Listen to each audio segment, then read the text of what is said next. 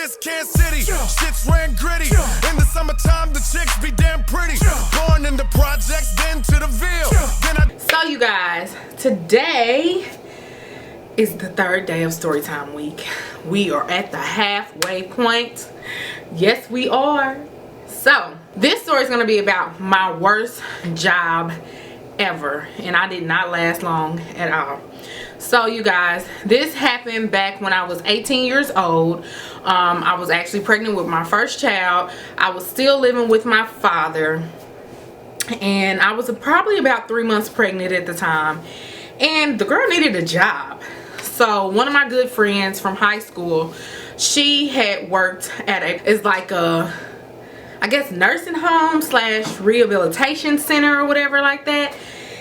And so she told me they was hiring, and I was like, I want some money because I wanted to save up money to get stuff for my baby, and plus I just needed a job. I felt like, why not work? I'm out of high school. Girl, don't just sit at home being pregnant. Do something with yourself. So I went ahead and applied, and I got the job. Now, I didn't feel like I needed to tell them that I was pregnant, because what I applied for was to work in the kitchen. So I didn't do the cooking, but I helped with prepping the food, or or unboxing some of the stuff that got delivered in and stuff like that. So I never cooked, but I just helped back in the kitchen. And for whatever reason, I guess they felt like I only needed to have a few breaks, because I didn't work. I think I worked, instead of 8 hours, only 6 hours. So I didn't get a lunch. So I only had a couple of breaks, and I was on my feet all day, you guys, all day. And I was 3.5 months, almost 4 months pregnant with my oldest child. So I got the job. I had to be at work at 5 in the morning. So that's the first thing I didn't like. Yes, I wanted a job, but me having to be at work at 5 in the morning was so much for me, because people had to eat breakfast around, I guess, 7, so they needed you to be there early so you could help prep and get everything together and all that stuff. So it was hard, but I managed to get up. So that was one thing that was just not working for me. So anyway, the first day, my dad actually took me to the job, and I met my good friend there. She had been working there for a while now, but I met her there, and she was the one that was actually training me. And when I got there, whatever, I really didn't know what to expect. I just knew it was a nursing home, but the people that I saw in there freaked me out. So when I started, they just were basically training me on what I needed to do. And one of the ladies there, she was the head person of the kitchen. She was she was so mean, so mean and just rude and real condescending. I just already knew we probably weren't going to get along. You couldn't ever sit down. She didn't want you sitting down. I felt like I would try to sneak to go sit down. One particular day, I was back in the back. I think I was unstocking some stuff, and a lady came back there. Now, I knew it was a nursing home, but I really didn't know it was a rehabilitation center either. So a lady comes back there, and she has on a wool scully, and she has a long sleeve button up, and she's really skinny. And the first thing I noticed when I saw her walking back there, because I think I was back there by myself, because my friend that worked there with me, I think she ran to the restroom or something happened. So the lady's coming back there, and she's asking for some food, and she has all of these scabs all over her face, and she's picking, pulling her sleeves back and picking the scabs all on her arms. Next thing you know, this man came back there, and he's like, you can't be back here, you can't be back here. And he takes her, and she's mad and cursing or whatever. And so the girl I went to school with, I'm just gonna give her name, I'm gonna call her Nikki. So Nikki comes back there. She was like, girl, what happened back here? Why'd they drag such and such from back here? She was like, I normally give her something before, breakfast time. And I was like, oh, well, I didn't know who she was. I was kind of nervous because she kept back here and she was picking her scabs and she was bleeding. And she was like, we done told her not to do that because, come to find out, the woman has AIDS. I'm like, okay, you know what? Just make sure to stay away from that lady. Make sure you are very cautious and just kind of keep away from her because I'm pregnant and I don't want to harm myself or my child. So anyway, I had been coming on about 3 weeks of working there, and one day I had went to work and finally had went on a break for that day.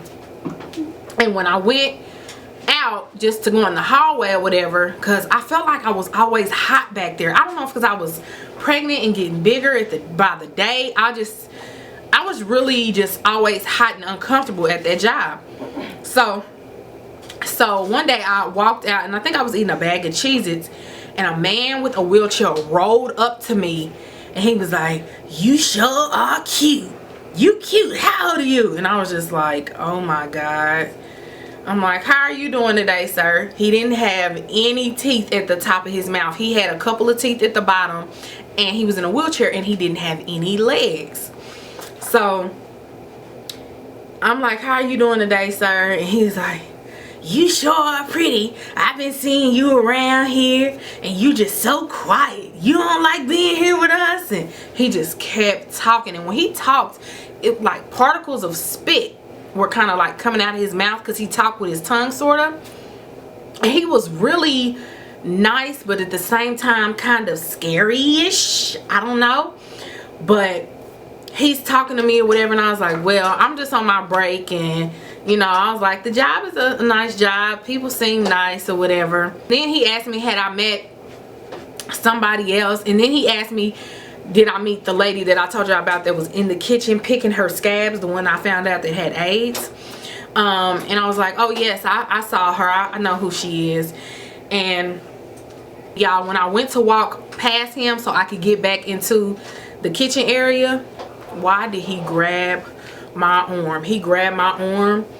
I felt so, chills just went up my spine, and I felt like I wanted to throw up. Something about him just didn't feel right, and I was just like, oh God, no. And he was like, well, my name is, what did he say his name was? I forgot his name. It was like Joe or Bo. Joe, I think it was. And he was like, my name is Joe, so the next time you come to bring my food up to my room, you just come and say hi to me, okay, pretty girl? And I was just like, okay. Oh my God. And he smelled like urine. Now, of course, it's an old folks home and people are there to, you know, get help, or I didn't really know what all people were there for at that time. I was 18. But he just scared me. But y'all, it just, I walked past him, he grabbed me, then I smelled like a whoosh of urine, and I was just like, oh gosh, I don't know if I could do this.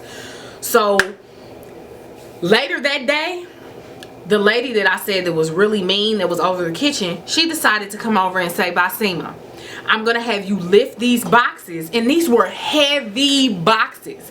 She's like, I'm gonna have you lift these boxes, and I want you to carry them over near the supply shelf. And I was looking like, who's she talking to? It was 2 dudes that worked back there, but she asked me. I honestly think she felt like I wasn't doing a lot of work, even though I was doing the best that I can. I was pregnant and I was always tired and felt like I was always exhausted and just didn't have energy. And my friend Nikki, she knew I was pregnant, and she kept saying, you need to tell them you pregnant. And I don't know, for whatever reason, I thought once they found out they were going to fire me or not even hire me, because I didn't think they hired pregnant people, and I needed the money. I needed a job. I wanted to have a job. And I'm just like, those boxes are really heavy. It was like, I don't know if it was cans all in them boxes, and it was like 7 boxes she wanted me to move. But it's 2 dudes over there. I don't think she liked me because, like I said, I don't think she felt like I did enough work. But I was pregnant. She didn't know that. But I was always just tired and didn't have energy. So I went to go grab a box and to go take it over to where she wanted me to put it. when I went to go grab it and I couldn't lift it like I thought I'd be able to, I was like, oh no. I told her, I said, I can't do this. She was like, what you mean you can't do this? We not paying you for nothing. You need to come and do this. She was like, you act like you don't want to work. You come in here late. I'm thinking, I don't never come in here late. I always come in here on time. She was like, you come in here late. And I'm thinking, I be here before you. I make sure I'm here. My daddy brings me to work, so I know I get here. And I said, I'm never late. I come on time. And I'm not one to try to be disrespectful to adults, but she was starting to piss me off. She was like, I don't even see how you got this job. When she said that, I'm like, I said, well, obviously they thought I could handle the job. That's why they hired me. And so my friend Nikki, she came over and she was like, Basima, just relax. It's okay. She was like, if you can't move them, I'll move them. And the lady, supervisor lady, she was like, no, I didn't tell you to move them. I told her to move them. And I was like, well, I can't do that. And she was like, why not? And I said, you know what? I was like, because I'm pregnant. I said, I can't do this job. I'm pregnant. And I said, I can't lift it. She was like, I knew something was wrong with you. She was like, well, then you need to go tell somebody something, because this is a part of your job description. And I was like, you know what? I don't even need this right now. I said, I think I'm just about to go home. She was like, you on the clock, you have a job to finish. I looked at that lady. I said, ma'am, I'm sorry, but I can't do this job. It's too much heavy lifting. It's too much work. I don't get enough breaks. I have to use the restroom all the time. I said, I don't get a lunch. I said, I can't do this. And she just looked at me up and down, and she was like, well, there's the door. You can go. I said, I'm out. And I left, and I never came back. And y'all, that was just the worst experience. It was patients in there walking around that had AIDS, and I didn't even know it was going to be people there with, you know, type of sicknesses like that. And I never would have even applied. I just thought it was a nursing home. I don't know what I was thinking. I just wanted a job, and that's the first thing I went for. And my friend worked there. And what makes matters worse, I was like, well, I at least worked, because when I started working, I came when they just got paid. So I had to wait, you know, a full 3 weeks to get paid. So when the time came around for me to finally get my check, yes, I had quit 2 days before I was supposed to get my check. Why did I go back up there to pick my check up, and they didn't have a check for me? So I went to human resources, and I asked them, where was my check? Somehow something got messed up and my time didn't get put in right. I'm thinking I clock in the same way every time. It was just a big mess, y'all. I didn't end up getting paid for almost 2 months.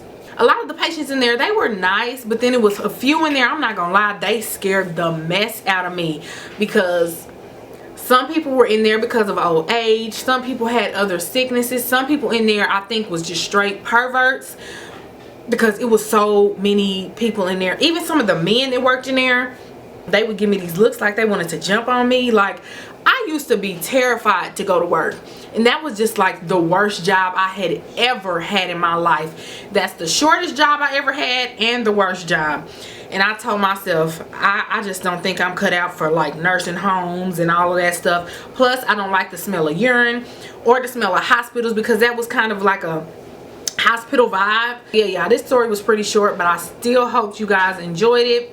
And I will see you guys tomorrow. Bye, loves.